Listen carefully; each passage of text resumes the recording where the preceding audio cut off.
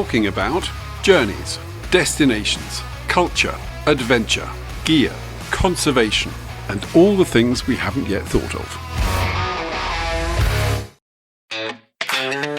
This episode is brought to you by Taking the Pea, the fun, cheeky snack brand giving the humble British-grown marrow-fat pea a serious upgrade. Roasted and coated in the nation's favourite crisp flavours, cheese and onion, smoked ham, sweet chilli, or a punchy wasabi kick.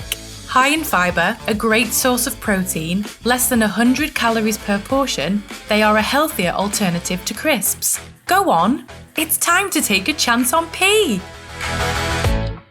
Good morning, good afternoon, and good evening. Welcome back to the At Overland Europe podcast. Today, I'm joined by one of the world's most experienced and inspiring adventure travel authors, Sam Manicom. Sam isn't just a traveller, he spent years living life on the road, from a seat-of-the-pants first bike-packing trip at 16, all the way to an 8-year motorcycle odyssey across 55 countries that changed his life and shaped his voice as a storyteller. Sam's writing isn't about extraordinary people doing extraordinary things. It's about ordinary people discovering that the world is full of wonder if you simply get out there. That's exactly why he writes travel books, not to show off, but to share the joy, the laughter, the challenges, the unexpected moments, and those life-shifting experiences that travel unveils. His message is simple. You don't have to be someone special to have a truly fantastic experience in this world. Across 4 acclaimed memoirs, Into Africa, Under Asian Skies, Distant Suns, and Tortillas to Totems, Sam takes readers through the heart of continents and cultures, from the wild surprises of Africa to the kaleidoscope of Asia, the contrast between Southern Africa and South America, and the eye-opening landscapes and people of North America. To the delight of readers around the globe, these books have earned glowing praise and mostly 5-star reviews, humble confirmations of how deeply his journeys resonate. Beyond his own travels, Sam also brought together other voices of the road in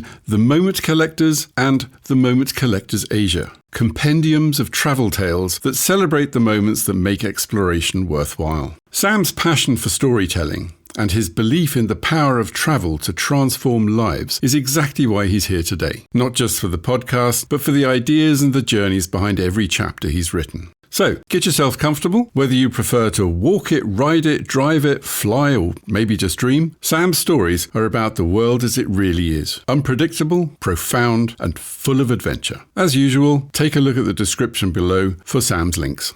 Sam, welcome. So good to see you. Mike, it's really good to be with you. Thanks very much for the invitation. You've been up to so much in 2025, but how did you get really started into overlanding, into travel and travel on your own? What kicked you? What was your trigger?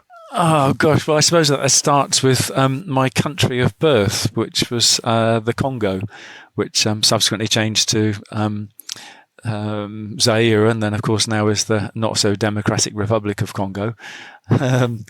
I was there until I was 10 years old. So I was born there and lived there until 10, and then my parents moved back to the UK. It was quite strange for a 10-year-old who had no real experience of the UK to suddenly move back to the UK. I was known as Jungle Boy to begin with at school. And you can imagine I was a really strange kid. You know, I didn't know about pop music, and I didn't know about curly whirlies and, you know, all of those sorts of things, chocolates and sweets that all the other kids were having. And, you know, playing football, as a kid, I'd played barefoot. And so suddenly being in the UK and being told that I had to run up and down the field with these leather-studded things on the end of my feet, I mean, that just felt completely weird. So, yeah, I was quite a strange kid. But I suppose starting off as that young and moving around a fair bit within the Congo, that started the itch to see more, and also got rid of the fear of being in new places. So when I was 16 years old, school holidays were coming, and this was when I did my first solo trip, and that was on a bicycle. I'd been working away quite happily, doing a paper round and odd jobs and all that sort of stuff. My paper round I was doing on a bicycle, which was made up of parts that I'd taken out of the local river and canal. So I sort of dug those out and cleaned them up and added brakes and so on and so on. and headed off to do my paper round on that. But all of a sudden, I'd saved enough money for a brand new bicycle, and it had 3 speeds. Ooh. My original bicycle did not have speeds, except for me. The speed of your legs. Well, exactly. And I was just looking at this bicycle once I had it and thinking, well, what am I going to do with you? Just my paper round and ride you to school. But the 6-week school holiday were coming up, and I thought, come on, just do something different. What are you going to do? And I decided that I was going to borrow a page out of my school atlas and catch the ferry over into mainland Europe and see how far I could get. My parents were very supportive. You can imagine a 16-year-old going to your parents and saying, I want to ride my bicycle into Europe just to see how far I can get, and I've not really got a plan. Well, fortunately, they were brilliant and just said, yeah, okay, go for it. I think my dad sort of kind of thought, he'll never even make it to the port. And my mother just probably thought, oh, well, we'll sort out the problems if and as and when they happen. But it was a fantastic trip. I learned so much from that first trip, and that affected me for the rest of the life.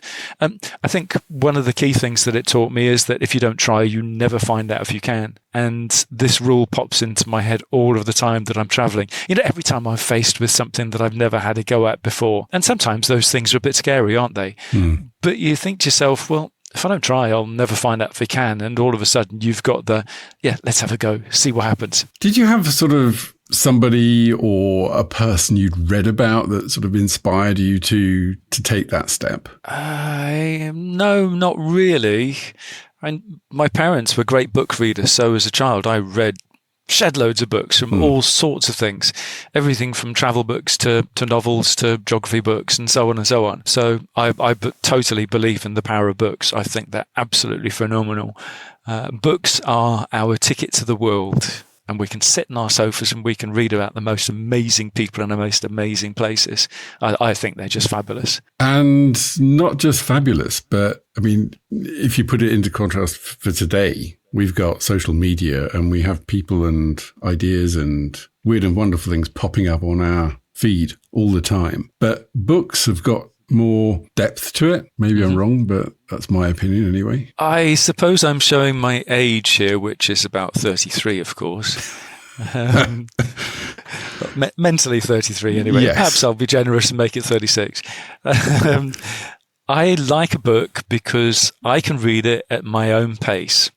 When I'm watching something on television or YouTube or whatever else it is, it's being fed to me, and I have to watch it at the pace that it's being fed in my direction. And it feels quite odd to press pause and rewind all of the time to go back over something that I want to re-listen to or re-look at. But with a book, I'm really comfortable about flicking back a couple of pages. It just feels quite a natural thing to do. And I think that's one of the reasons why a book works for me. But it also works for me because everything that I'm reading, if it's written well, is forming a picture in my mind. And it's life experience and imagination and great writing, all of those sorts of things that allow those pictures to form, isn't it? And I kind of like not being fed a picture, but letting my mind do that. Yeah. Am I talking complete and utter rubbish? Do tell me. No, not at all. I mean, if that was what encouraged you to do things, and it obviously has, it certainly rubbed off on you in a big way, because you've written, I don't know, I've got a list here, 1, 2, 3, 4 books of your own. And you are continuing that, what should I call it, example, and you're putting your words on paper for other people to create their own pictures for, which is also highly inspiring. So Thank you. I think you're absolutely right. I mean, just as an example of out of my own world, in February, March this year, I went up to the North Cape with a bunch of people and a couple of grenadiers. Oh, brilliant. Because 70 years ago, Richard Pape did the same in his, whatever it was, Austin A90. Yes. We drove home from the Cape this time, but he drove to Cape Town. I've read the book. In an Austin A90, for God's sake. Absolutely.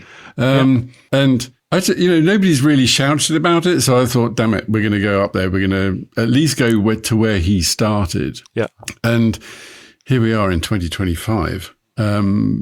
we could basically follow a road to the North Cape, Nordkap. He couldn't. He had to put his car on a wooden sled and have it dragged up to the Europe's northernmost point, just so he could get the photographs. And that's where he started from. And it's that image of somebody 70 years ago saying, I'm going to do this. Nobody's done it before, and I'm going to do it with what's available to me right now. And that was a family car, which he put some little bit of armor underneath and whatever. And just to prove it was difficult, he wrote the thing off on the way up, had to get a new car, nearly killed himself and his co-pilot. But it's those images. It's something which we can do so easily today. But he put it onto paper. He put it into words and inspired a lot of people in the last 7 decades. I bet. Yeah, no surprise at all. That was also an interesting book. I probably read it maybe 10 years ago. So I remember still quite a lot from it. And one of the things that I remember is the constant flow of challenges that he had as he was heading down through Africa in basically a streetcar. But I loved his attitude. It was also an interesting view back into a very different era too, wasn't it? Just the way of looking at things and people and the facilities that were available or not, et cetera, et cetera. As a history book, it's absolutely wonderful. As a travel book, equally so. It's fascinating. Oh, mind-boggling. And it's also a point where it's easy today, if you want to invest, to buy a fully kitted vehicle with everything you need and more and head off into the wild. But then there are other people. There's one guy who's driven from Cologne to Cape Town in, I can't remember what it was now. It's a Toyota, a tiny, tiny Toyota, something which is definitely not overlanding designed. Or there's two guys right now, their Instagram is Hold My Gear, and they're driving from London to Cape Town in a Reliant Robin. Yeah, I've seen some of their posts. It's just brilliant fun. Yeah. And we've got, Dylan and Martina, for example, heading off out in their Panda 4x4 into the Sahara. I'm watching those as they're heading down and just thinking, gosh, what characters those two are. I first came across Dylan when he just finished his round the world motorcycle trip. So of course there was a connection there. Yeah. And I've been watching what he's been getting up to ever since. What a character. And he's very lucky to have met a woman like Martina. Absolutely. Funnily enough, they were in the studio with me a couple of weeks ago. Oh, excellent. Talking from, as he put it, somewhere in Tunisia. He hadn't a clue where. That sounds about right. Yes. But the beauty of that was they were lying on the bed in the back of the Panda because that's their home right now. Uh-huh. And that's a pretty cramped home, to say the least. But I just love it, And the beauty of that also is the Fiat Panda costs them €1,000. Mm-hmm. So it just shows you can go out and do so much with so little. Oh, absolutely. You don't need everything that's all singing and all dancing. And actually, for me, part of the fun is taking something and making it mine for whatever trip that I want to do. Can I just go back again to just momentarily to books and so on? Yeah. Because I have a nasty feeling that I probably downplayed the value of the YouTube films and the documentaries and so on that are being put out. I was sort of heading into books because as a follow-on to your question, but I'm sitting here also and I'm thinking to myself, actually, there's some cracking stuff out there. 20 years ago, when we weren't able to see any of this stuff, we occasionally saw a magnificent photograph of somewhere absolutely stunning. And actually to be taken on a journey to get to those places now and to see the roadside views and to have the conversations with the local people and all those sorts of things, they're absolutely inspirational, aren't they? Very much so. And I think we're blessed with a huge diversity. It doesn't matter. Think of any place on the planet and you can find something on social media, on YouTube, to give you impressions from there. But also, I think the other positive side is it's not just somebody in a car. It could be somebody on a bicycle, on foot. Yep. It could be anything. And it's that rich diversity which we have today, which is also massively inspirational. Agree. So What's funny is you've been talking about inspiration just then. Matt and Reese, the sidecar guys, popped into my head. I mean, heading off around the world with almost no experience on a motorcycle at all, with an underpowered scooter with a huge sidecar attached to the side of it. I mean, I met them first at the Overland event in the UK, and where other people were sort of looking at them and thinking, you two are absolutely bonkers. I'm thinking, you two are absolutely bonkers. This is going to be excellent. Yeah. And, they proved the point, didn't they? Absolutely. I think as long as people don't feel they have to fit a mold, oh, absolutely, we're going to see so much excitement for years and years, for decades. And you've just hit a nail very firmly on the head, I think, because one of the things that always concerns me about the amount of access that we've got to people who are out there doing is that people run the risk of thinking, I have to do it like that. Instead of that wonderful song, I'll do it my way. Yes. Because I think that's what everybody who's thinking about overlanding should be doing. We should be paying attention to what other people are sharing and the information and the visions and so on. But actually, it's what do we want out of our trips as individuals and what do we want to do, not mimicking anybody else. Do you know, before I set off down through Africa, somebody said to me, and it's just a couple of weeks before I left, I don't know why you're bothering. It's all been done before. My first thought was, you're nuts, because no, it hasn't been all done before. Nobody's me. Nobody's the idiot that I am with no experience on a motorcycle. Nobody's going to have met exactly the same people that I have, had the same political situation, have the same weather conditions, make the same stupid mistakes, etc., etc., etc. The trip will be different. And yeah, of course, there'll be some people who've done some sections of it before, and there will, of course, be some people who've made the same mistakes. But yeah, each trip is going to be unique if a person allows it to be. That's the question there is, why did the person say that? Because why are you doing the trip? Who are you doing the trip for? Are you doing it for him or are you doing it for yourself? Quite. Exactly. It doesn't matter if somebody's done it before. No. I haven't seen everything. So yeah, I'm going to be walking in people's footsteps, but for me. Do you know, it was actually quite a good thing to be said to me, funnily enough, with hindsight. And that was, it made me stop for a moment and think about all the different aspects of my trip that were going to be my trip. And that was kind of healthy. Good push in the right direction. Yeah, exactly. I mean, it didn't help that, when I got to the edge of the Sahara at the beginning of the trip, I'd only been riding a motorcycle for 3 months. And I will never forget looking south over the sands and thinking to myself, Sam, you idiot, what are you doing? But I think, to begin with, I couldn't turn around because I told my mates in the pub that I was going to ride the length of Africa. So it would have been total loss of face only to make it to Egypt and have to go home because I chickened out.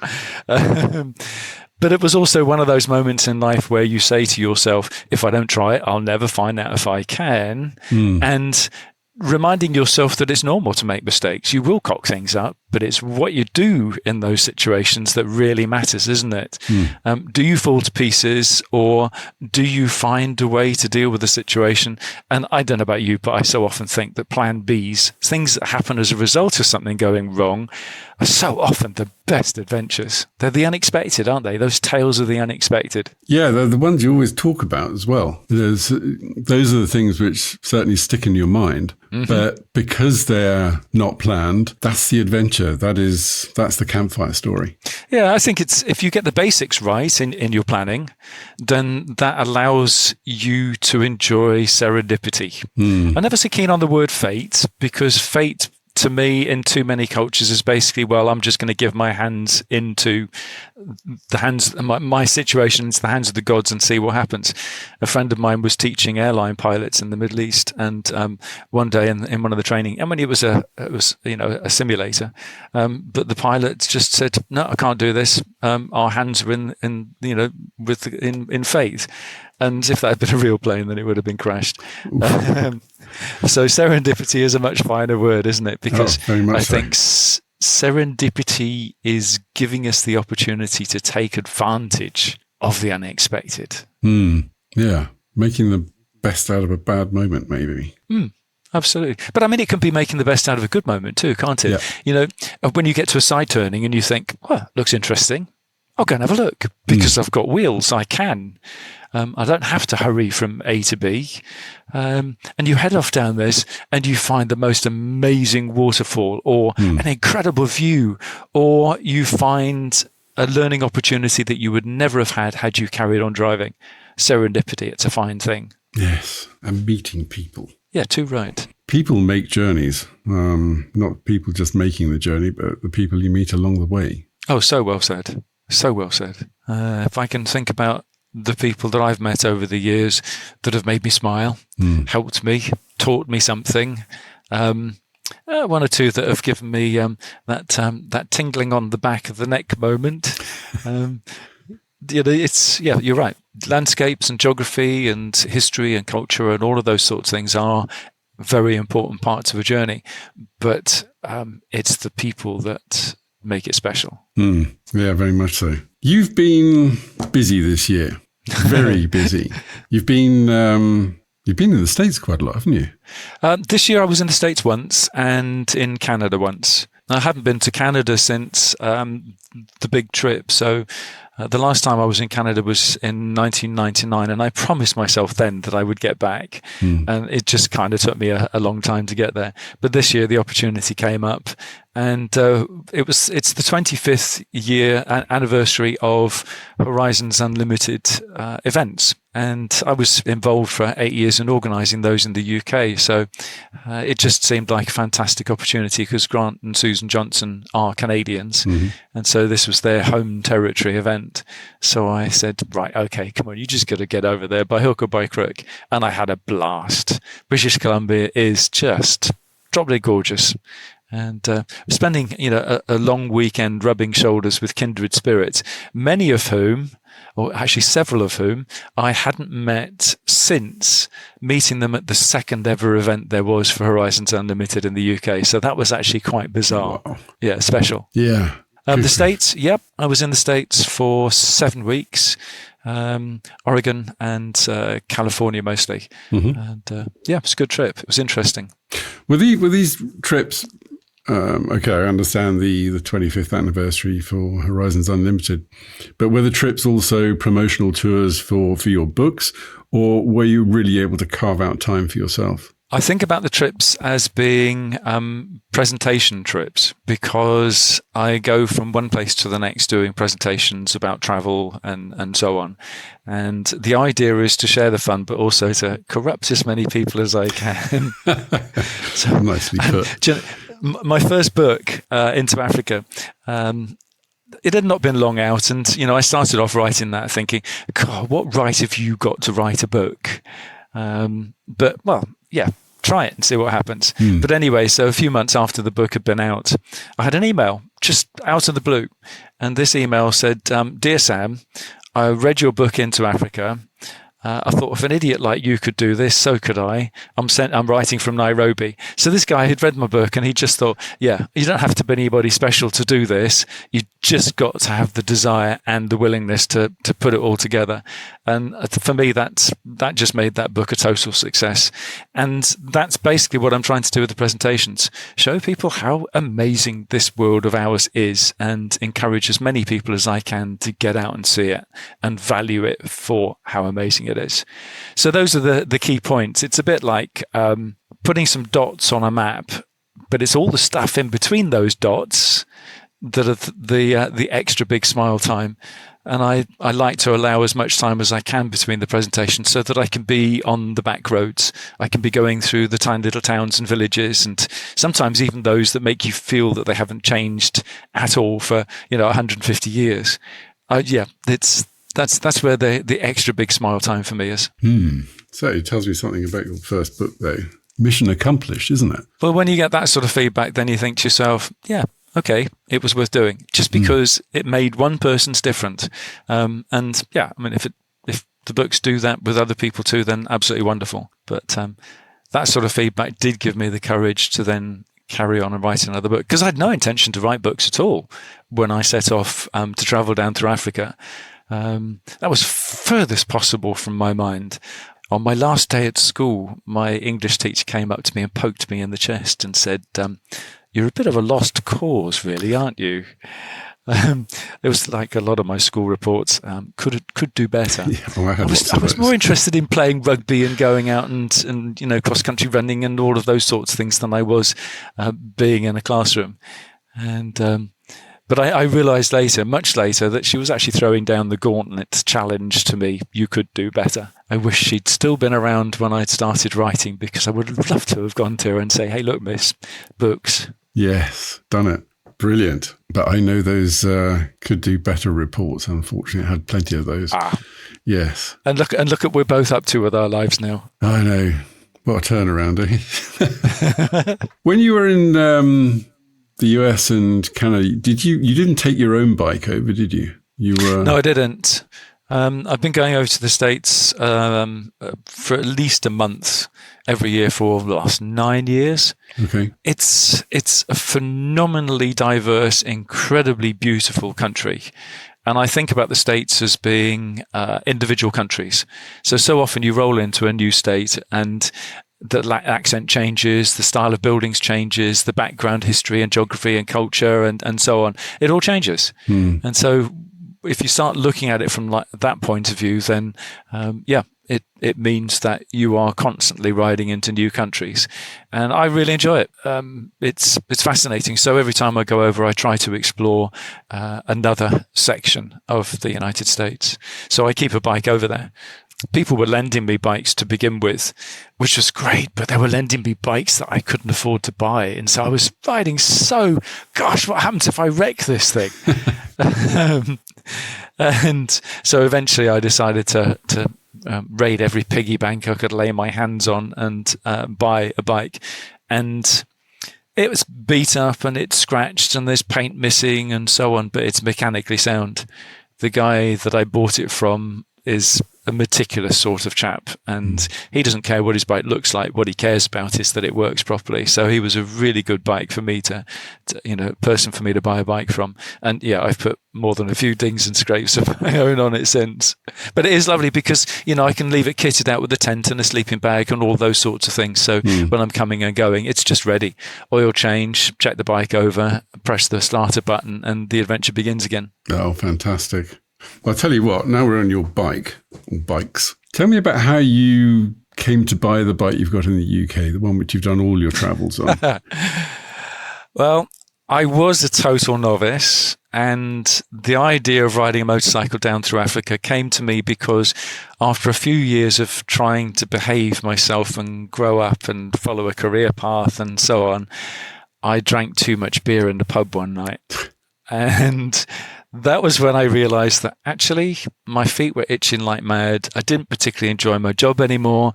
And as the beer started to flow, I realized that I didn't have any responsibilities. Family well, no kids, no pets. So why not do something different again? Because, you might never be this free again. So what were we going to do? The seventh beer was, I'm going to ride a motorcycle through Africa. And I sort of slurred that thought to myself. And handed my notice in the next morning, bought a 125cc bike at lunchtime, passed my test 6 weeks later. And then 6 weeks later, I was at the edge of the Sahara. But just after I'd passed my test, I was talking to some guys in my local pub. I was there with my mates, and they were all just cracked up laughing because, what an idiot thing to be planning to do. And but there were a couple of guys sitting on the table next door to us, and they were earwigging on the conversation. Well, I suppose we were being a little bit loud. And after a while, one of them just leant across and said, "So, come on, Sam, what bike are you going to do this on?" And we had magazines all over the table. And back then, not a lot of people were doing overlanding trips on motorcycles. So there wasn't an awful lot of information. It was Google, internet, and all of the rest of it, pre-forums. And some of the magazines had some articles. And I'd bought those ones because at least I could get a bit of a clue. So one of the guys said, "So what bike are you going to take?" And I pointed at the blue one and said, "Well, that looks like quite a nice one." And my mates were all laughing at me because they know blue's my favourite colour. And he said to me, "No, come on, just don't take that. Take a BMW R80 GS because it's bulletproof." I thought, "Oh, okay." His mate then leant round and said, "Yeah, it's blooming idiot proof and all." And I thought, right, that's the bike for me. So I bought an R80 GS and climbing on that bike for the first time after riding around on little 125,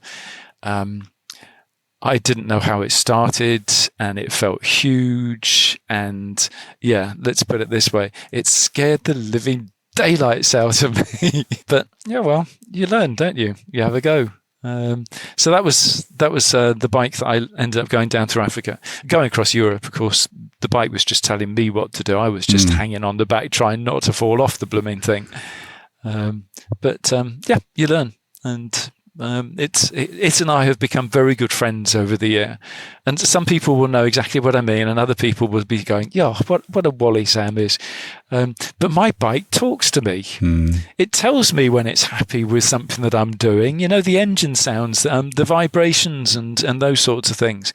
And when I was traveling on my own all of the time, then quite often my conversations would be, "Come on, girl, we can make it up this bit," or "Come on, girl, we can do this," and you know, that sort of thing. So yeah, she developed a personality, and she was absolutely fantastic. I guess for about 80% of the time she was great. About 15% of the time she was hard work but did it, and 5% of the time she was an absolute pig to ride. But then again, a lot of that could come down to my total inexperience, even in later years, because, you know, I learned by making mistakes or doing things that made me suddenly think, actually, that worked. Okay, I'll do that next time. That's interesting. Well, she's called Libby. That's short for Liberty, because it's what she gives me. So there we are. I am a softie. Yes, that's very fitting. But it's interesting because, as you said, you know, when you bought the bike, people weren't, or overlanding on a motorcycle wasn't as popular in the sense as it is now.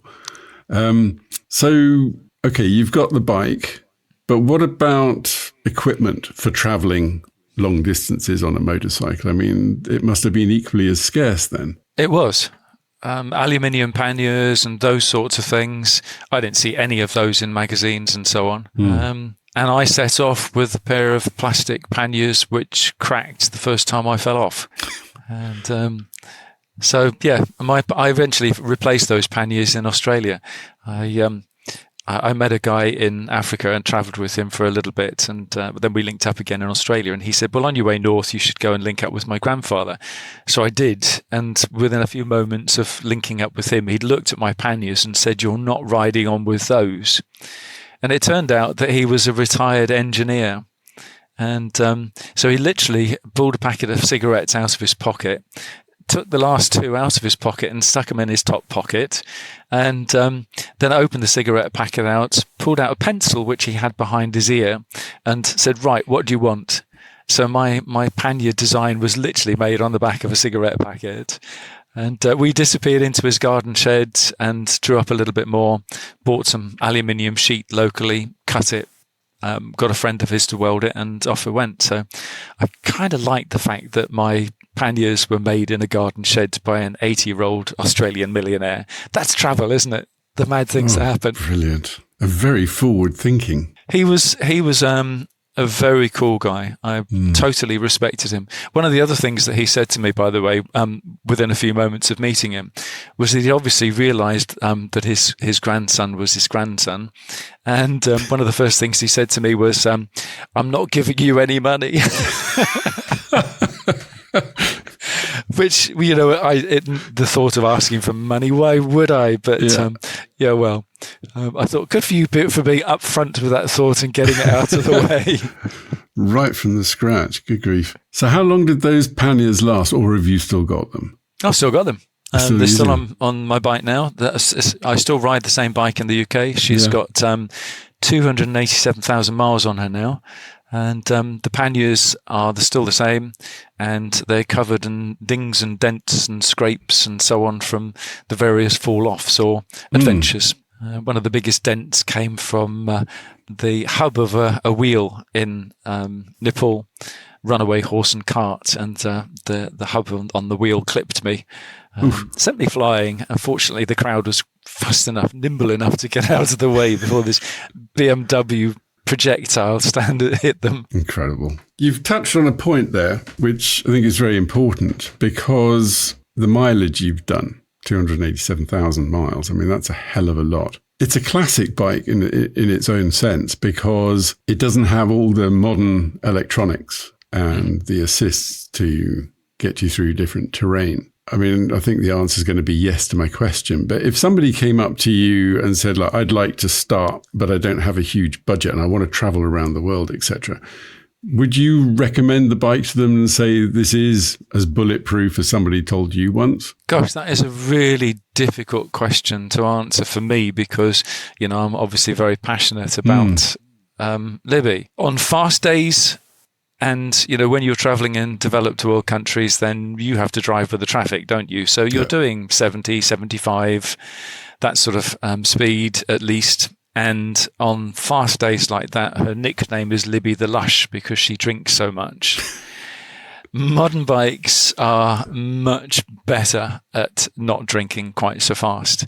I have a 43-litre tank on her, and it's absolutely brilliant until I drop her with a full tank, and then it's not funny at all. Smaller, more modern bikes, still pretty basic, can go an awful lot further on a smaller amount of gas, and I think that makes a big difference. Smaller bikes are much less money to ship, but if you're going in between continents, and that makes a big difference. So and smaller bikes, of course, are easier to pick up. Do I need ABS and things like that? Well, no, not really. It's nice to have, but I just ride accordingly. When I come back from the States, and I've been riding the F800, which is a 2013, with ABS and fuel injection and so on. Yes, of course, I noticed that she doesn't drink so much. Yes, I noticed that riding off-road is an awful lot easier. But the biggest thing that I noticed is how good the brakes are on that in comparison to the aging technology on my R80 GS. So, I mean, the brakes have got to be good. I think you don't need all of the modern technology on a bike. Just to sum up my rather long-winded answer, you don't need all of the modern technology, but it can make a massive difference to the quality of your journey. When a lot of technology, useful to have technology was coming out, let's say 10 years ago, there were a lot of concerns about it.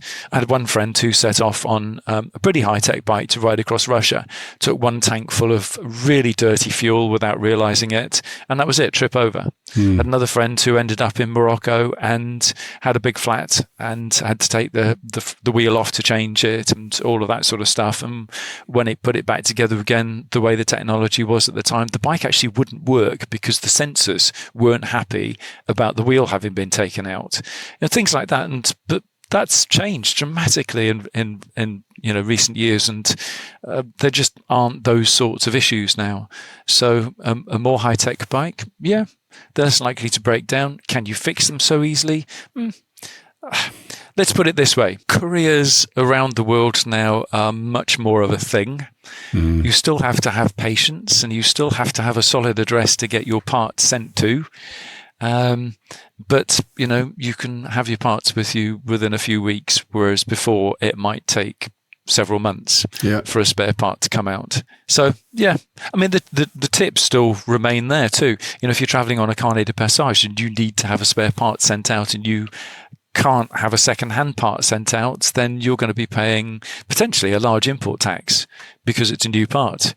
Well, if your dispatcher is sending you out the part with a copy of your carnet, your current carnet that's stamped into the particular country that you're being sent to, well, it becomes a temporary import if the customs are notified correctly when that part arrives in the country that you're in.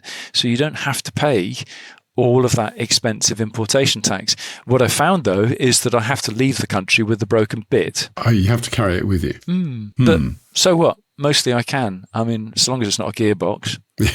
Yeah, that's a good tip. That's definitely worth knowing. I don't know. I mean, it's worked for me several times, and I know it's worked for several friends, so it's certainly worth doing.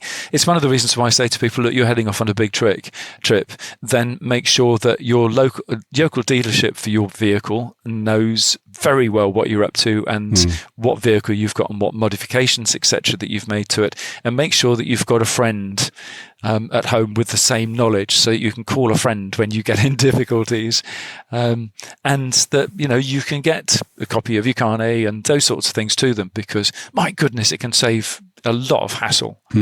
I bet. You mentioned there sort of people knowing and you knowing what modifications you've made to the bike, etc., and what parts you would need and what would need to be sent out.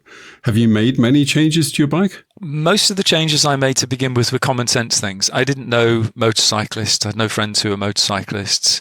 And of course, there wasn't that much ability to get knowledge from anywhere else. So it was a case of standing and looking at the bike and thinking, right, what do I really need? Well, the 43-litre tank went on the bike because I knew that I was going to be going across the Sahara, and I knew that the standard range of the tank was almost not, of the standard tank was not going to be enough. I wanted not to have to worry all of the time about the next fill up. I wanted to have the ability to be riding along and to be half empty and fill up because there was an opportunity to fill up, not be sweating down to the last 5 litres and am I going to find anywhere? So that was a really important change.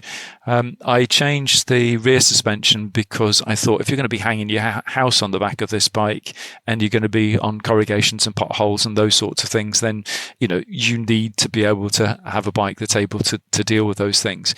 And I also changed the fork springs to progressive fork springs, much stiffer. It made the ride harder on asphalt, but off-road, it was wonderful, very firm.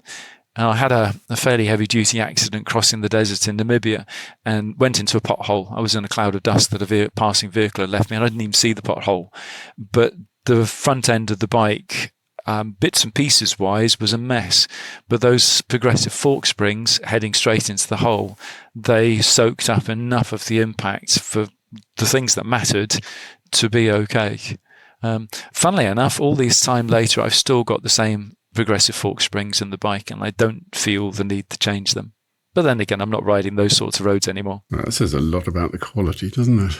It does. I think if you're going to put new parts on a vehicle, do it because they are really going to help you, that you know they're going to really help you, and spend the money on something that is decent quality, something with a reputation. Absolutely. So you haven't actually made that many changes to the bike. Those that you have made have been just purely out of purpose.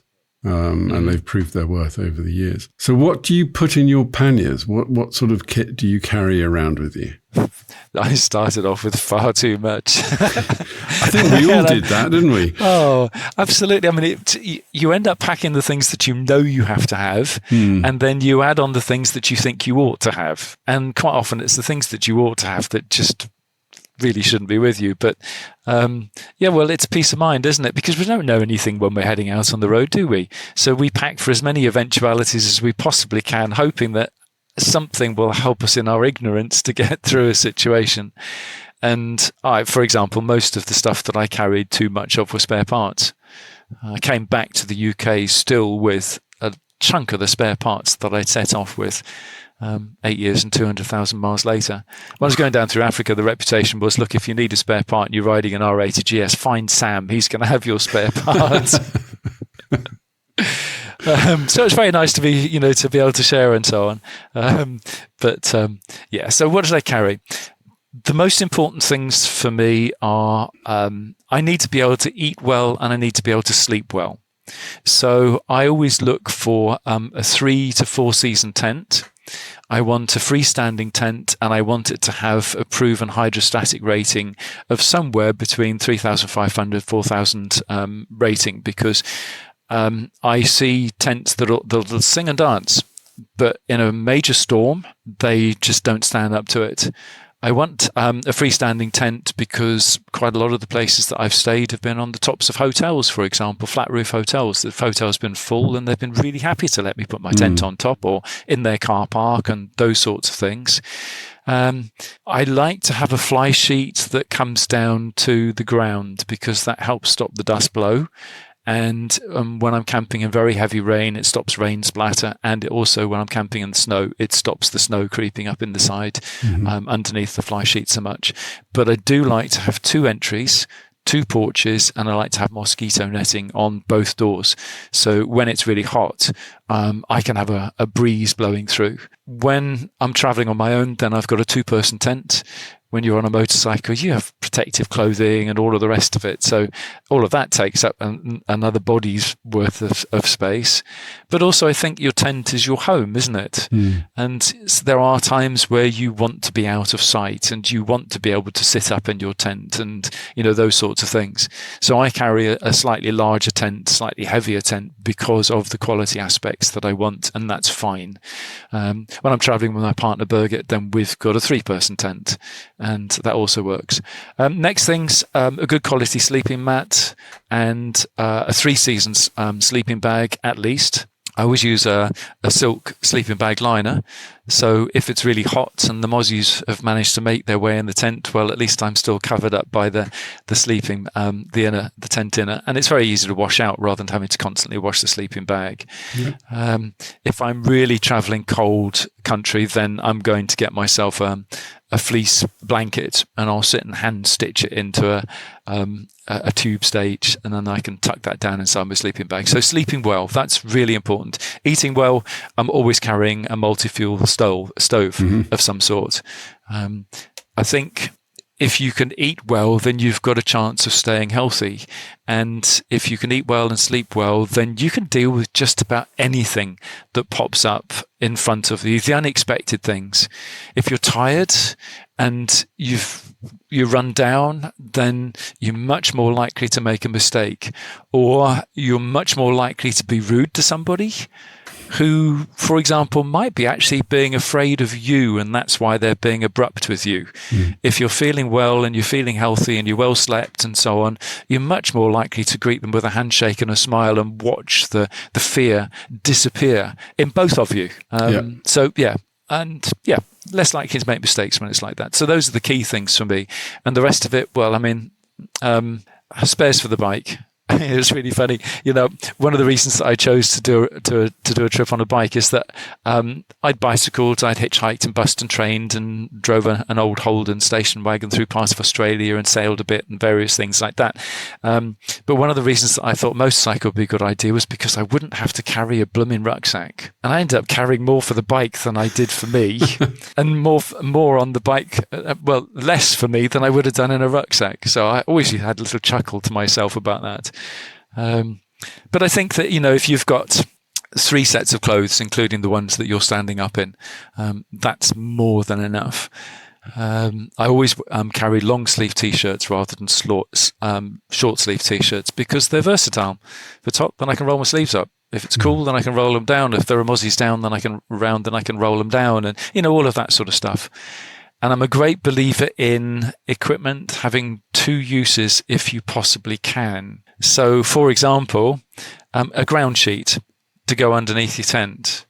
A ground sheet because it helps protect you against sharp stones and twigs that you may have missed when you're putting your tent up. But also, if you break down or you find this cracking spot on the beach and you want to be able to sit and watch the view in the shade, then you've got your tarpaulin for making a shade. But also, I found that when I'm in dodgy hotels, and I tend to stay in quite a lot of those because they're cheap, what's important to me is that I can get my bike off the road. If it's got a courtyard, I don't really care what it's like, so long as it's got a shower and a toilet that work. But I've slept in many places where the sheets haven't been changed for the last 50 people who have slept on them, and bed blood splatters against the walls and things like that.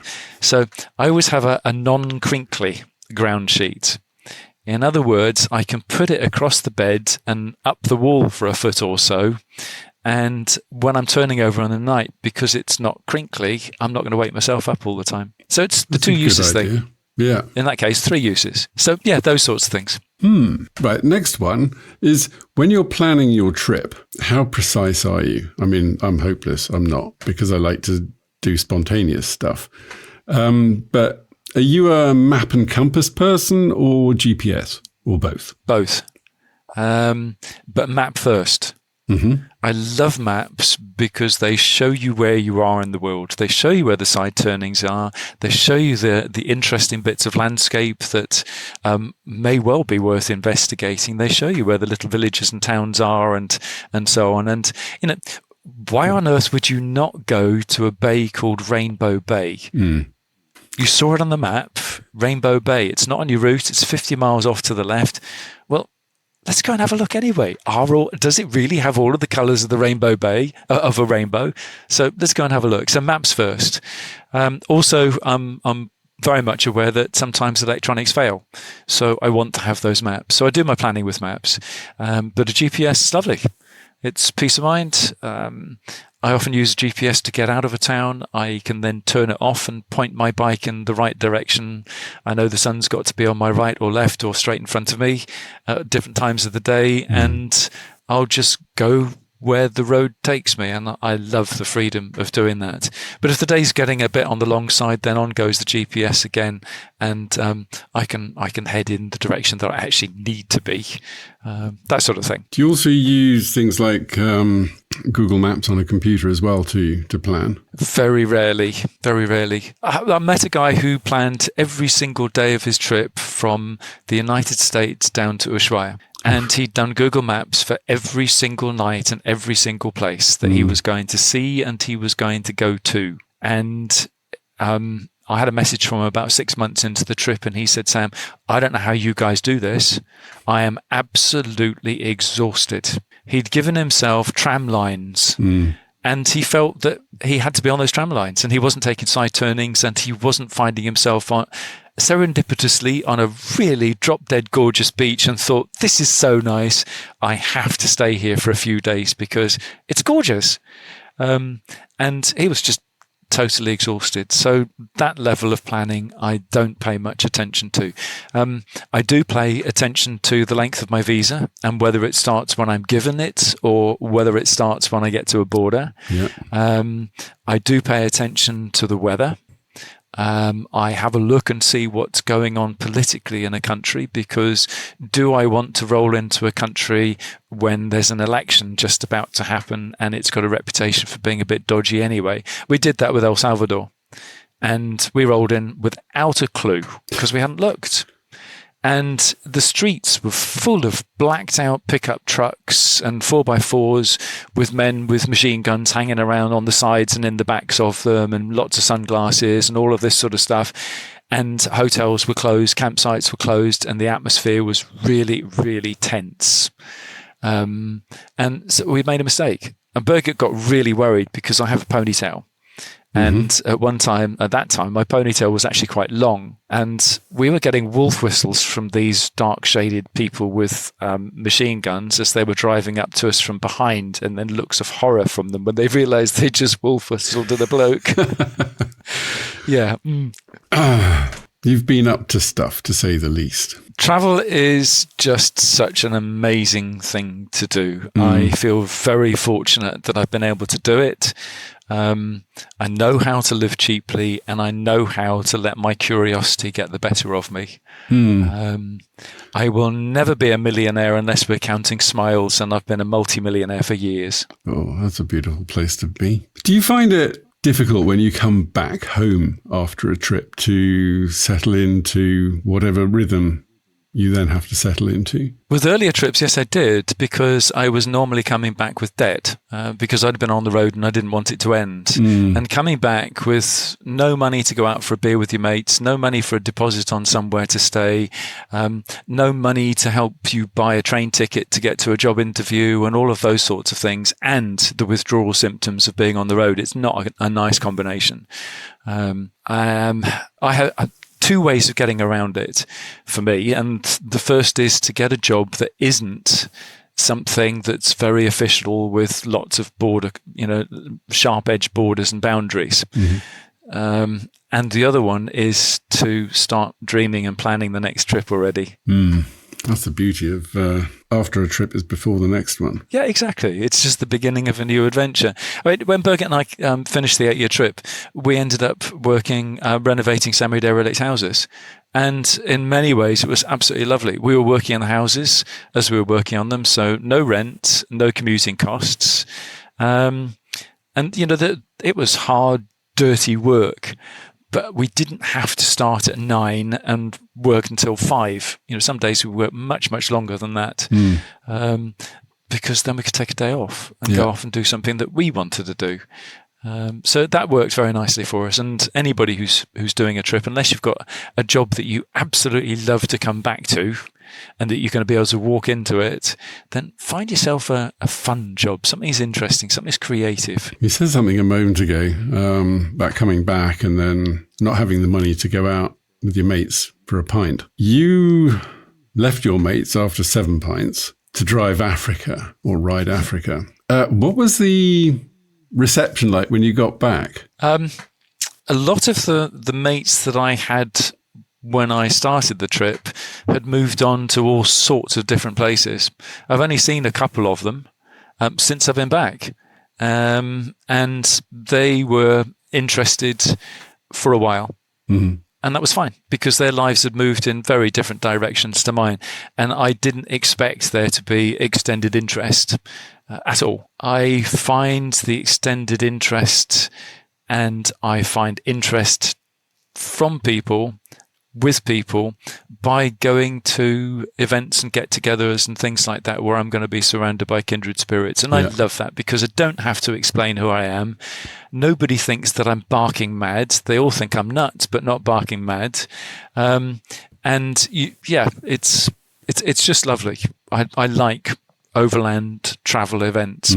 So, I'll go to the Overland magazine event. I'll go to the Armchair Adventure Festival and various events in the States and so on. And they're always great fun. It's almost like you've walked into a community of kindred spirits, isn't it? How wonderful is that? Yeah. So what's next? What is your next adventure? I'm doing a lot of shorter trips now. So anything from a month to 2 months. So last year was 7 weeks in the States and 3 weeks in Canada and that sort of thing. So I'm busy planning more of those sorts of things for this year. Back into the States for a couple of months probably, explore a different area. I'm slowly working my way through until I've got to all of the States, which is going to be fine. I'm not sure if my bike can swim to Hawaii, but there's always a plan. What about other parts of the world? Are you planning anything there? Birgit and I always take a month off together and we go and ride our bikes somewhere in mainland Europe. It's such a wonderfully diverse continent to have on our own doorsteps, and it's not far to get to and not expensive to get to. And if you know how to live cheap, it's not expensive to explore. We're both believers of wild camping, for example, and you can pretty much always find somewhere to wild camp. Even if it's a case of asking a farmer, can we put our tent up in the corner of your field in a country where it's illegal to do? Treat people with respect and you get the respect back. So we haven't decided where we're going to go, but I have a yearning to go into central and southern Spain. It's not a part of Europe that I know very well. And if we go, then it'll probably be quite late next year. For the weather-wise, of course. Yeah. It's funny because that's the trip, or the one trip which I'm planning as well right now. Because fantastic. The last couple of years, we've sort of skirted through northern Spain. And that then triggered me to start looking further south to look into what the hell does Spain have to offer? Because it's weird. I live in Germany. Spain isn't that far away, but one, I've not been there other than the north, and two, I really don't know much about it. But if you look back in history, it's been, or the impressions left in Spain from all parts of the world is what's created the Spanish culture. Absolutely. And it's also a vast space with few people in it, which is just open for adventure. Yep, too right. Absolutely. And those are key reasons that we're thinking about going in that direction. And yeah, when you think about English nationality and where we all come from, we're mongrels. We're made up a little bit of all sorts of different nationalities, and it's absolutely wonderful.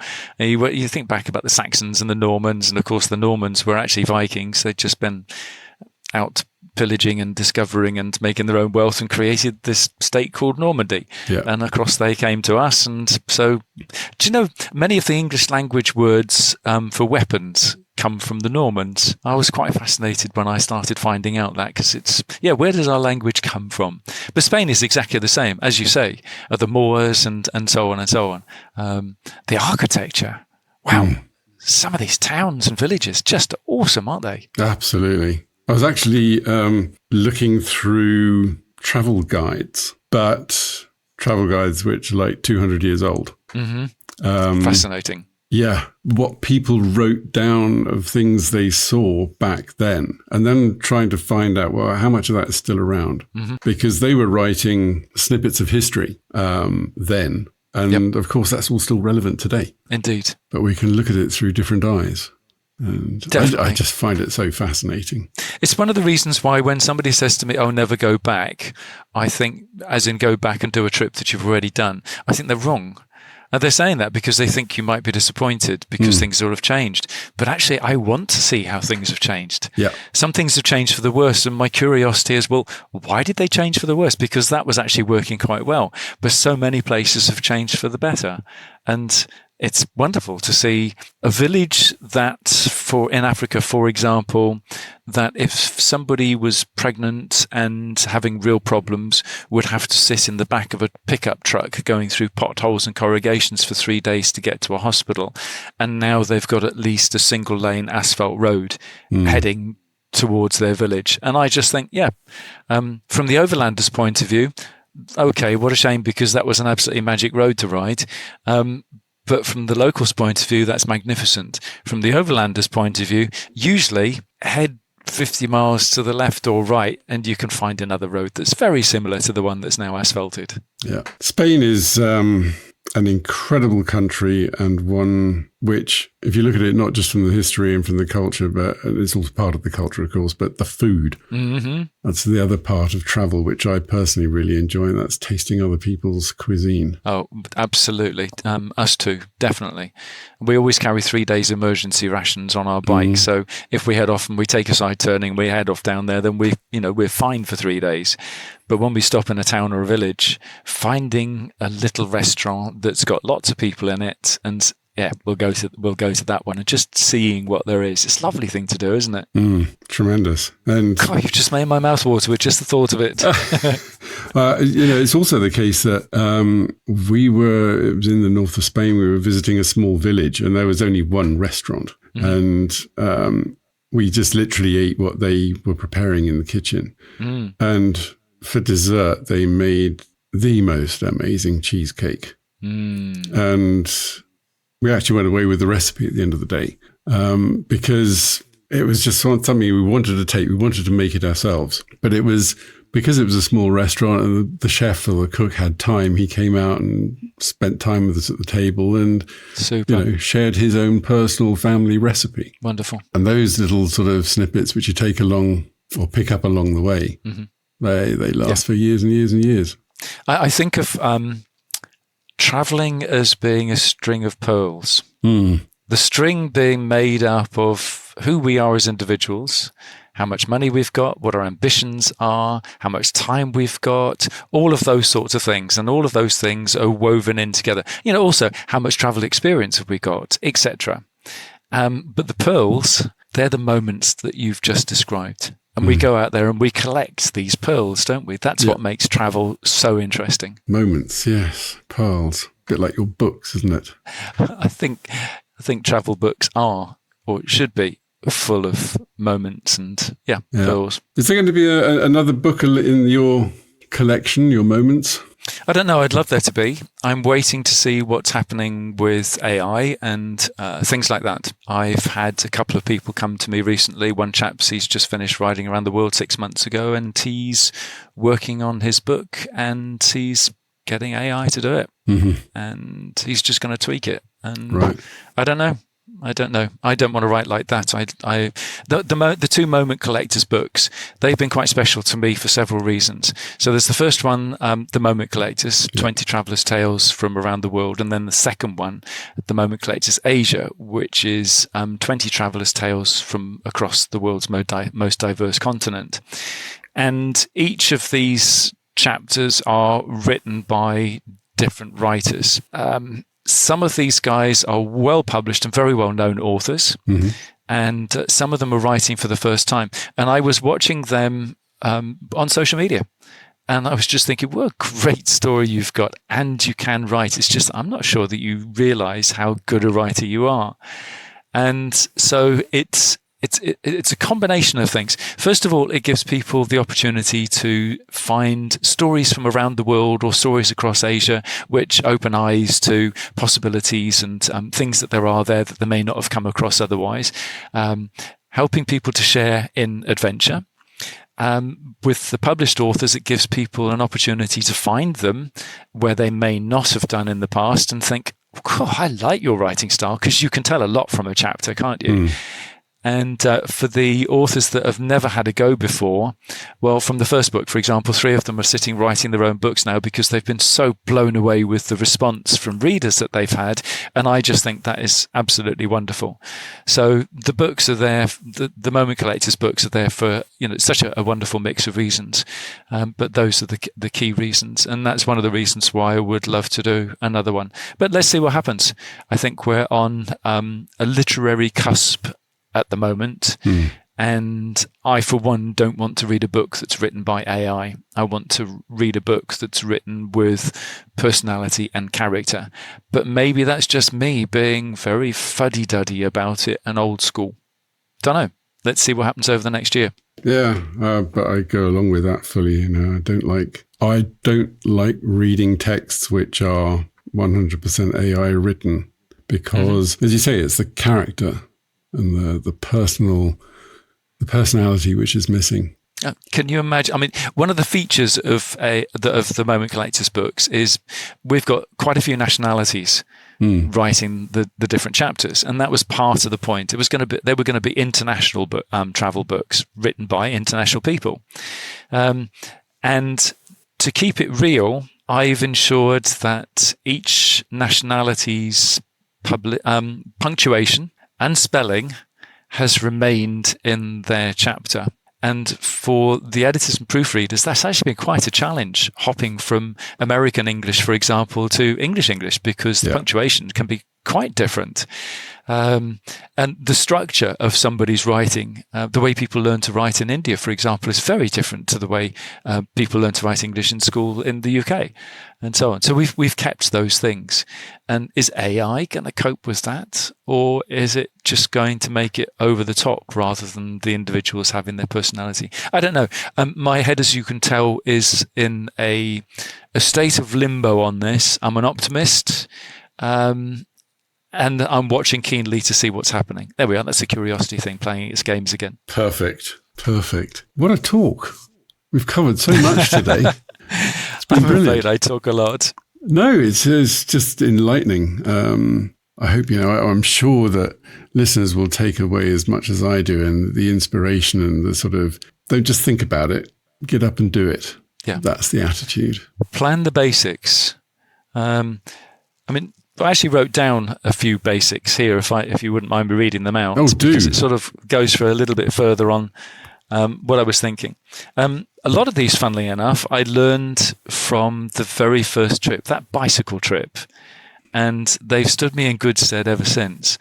So the first one is the adventure starts as soon as you leave from home. I've subsequently realized that actually the adventure starts as soon as you start planning, because that's where the dreams that you've had are beginning to roll and to wake up.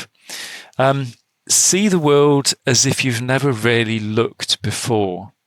In other words, from the moment you leave the places that you know and that you feel comfortable and familiar with, keep your eyes open for the things that you don't know, that you don't feel familiar and comfortable with. And that's why I'm saying that things can start to roll, almost as soon as you've left home. You hop over the channel from England into France, and that's a moot point, isn't it? You can remain terribly English as you travel through France, but you're going to miss so much of the magic.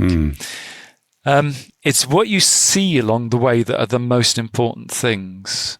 The people too, and we talked about that. The destination is far less important, and an open mind should be there for each destination. In other words, getting somewhere isn't the most important thing. It is what you see and do along the way that are the important things. That's why you're out there. The adventure is not necessarily when you get to somewhere, although some places are going to be incredible adventures, aren't they? And getting lost in a major city, for example, that's always going to be an adventure. Keeping an open mind about a destination is, as we have more access to more information now, we have more preconceived ideas about how a place is going to be. And actually going in with eyes wide open and full of observational naivety means that we're going to see that much more of the little nooks and the crannies rather than be focusing on the things that we should be, we're told we should be seeing. Travel slowly. It's how you see things. A journey is even if it's full of the unexpected and sometimes dire adventures, is never a failure. Staying at home when you have the option to explore is actually the loss of a magical set of opportunities. Be yourself. Don't try and be anybody else. Just be yourself. Pay attention to what you want out of your trip and think about it before you start, when you're at the planning stage. What do I really want? Not what does anybody else tell me that I should be doing, but what do I want? And I think that that's particularly important when you're traveling with another person, is for them to do it too, and for you to work out what you both have in common that you want to see. Because you're going to have to, when you're traveling with somebody else, you're going to be bending and adapting anyway, aren't you? But having that sort of forefront knowledge is vital. I hate the word compromise when you're traveling with somebody else. That's such a negative word. But bending and adapting, that's great, because that's travel. So be yourself and be honest to yourself. Treat everything and everyone with respect, until they prove they don't deserve it.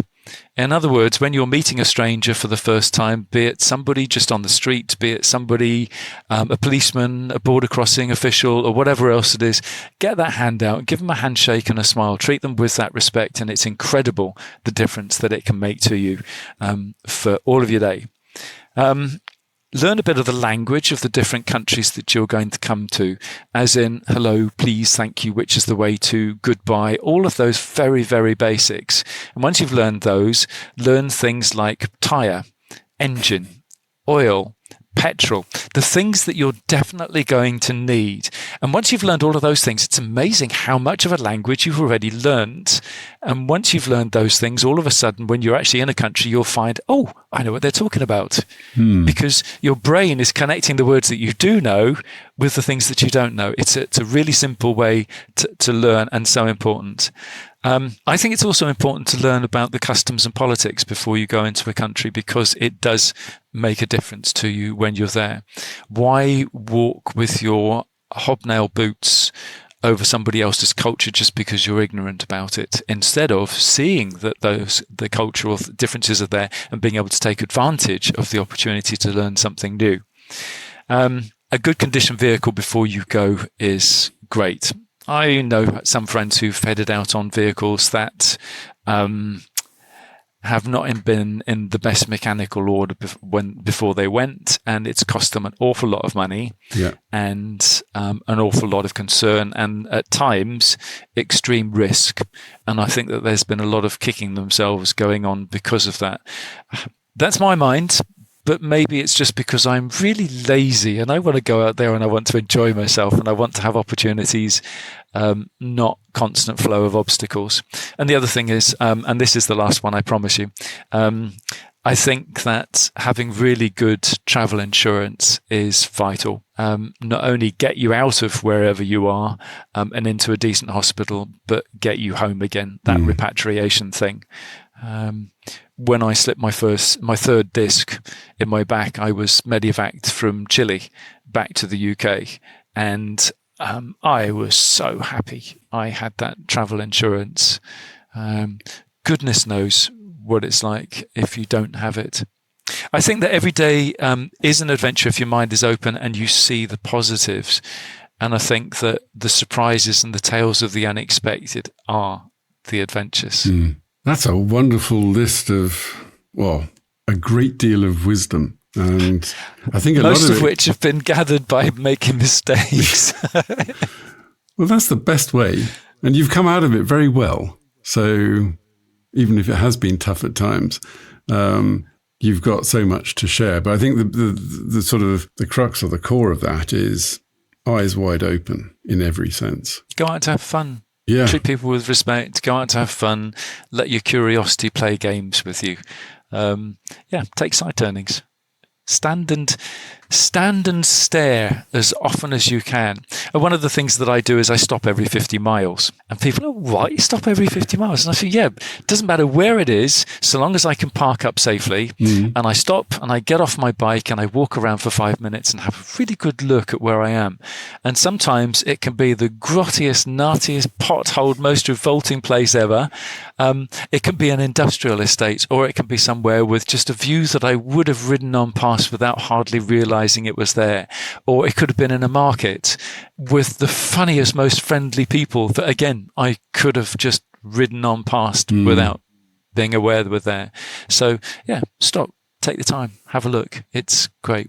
A little bit of discipline in there. Brilliant. Yeah. Love it. Sam, what a wonderful talk. Thank you very much. Well, thank you very much for inviting me to sit and natter with you. Cheers.